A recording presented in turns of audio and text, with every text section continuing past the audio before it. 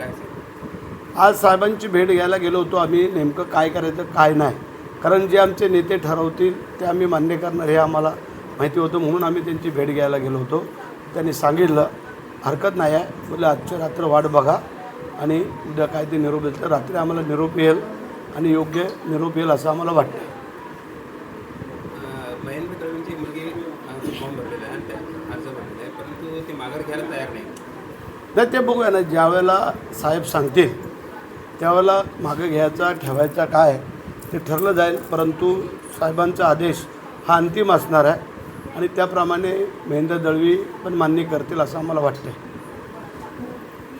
भरत गोगावलेंना पालकमंत्रीपद कायम झाल्याचं सांगण्यात येत आहे, परंतु पालकमंत्री आणि ह्या एजन्सी काय तेवढं हे नव्हतं की बाबा पालकमंत्री मिळालं तर आम्ही जागा सोडू किंवा आम्हाला असं काय नाही. आम्ही पण त्यांना सांगितलं पालकमंत्री पाहिजे तर तुम्ही घ्या, ही जागा आम्हाला द्या, असं काय नाही.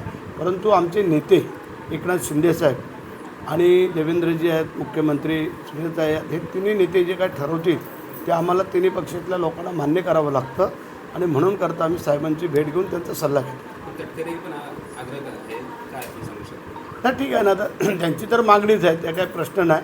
सिटिंग सीट असल्यामुळे त्यांनी ती मागणी केलेली आहे. त्या मागणीला त्यांचा पक्ष त्यांना काय सांगतो आहे ते आम्ही कसं काय सांगणार. ते बोलतात आम्हाला विधान परिषदेत आम्ही पालकमंत्रीपद असं सूत्रांकडून समजतो. सूत्रांची बातमी लावून टाकतो.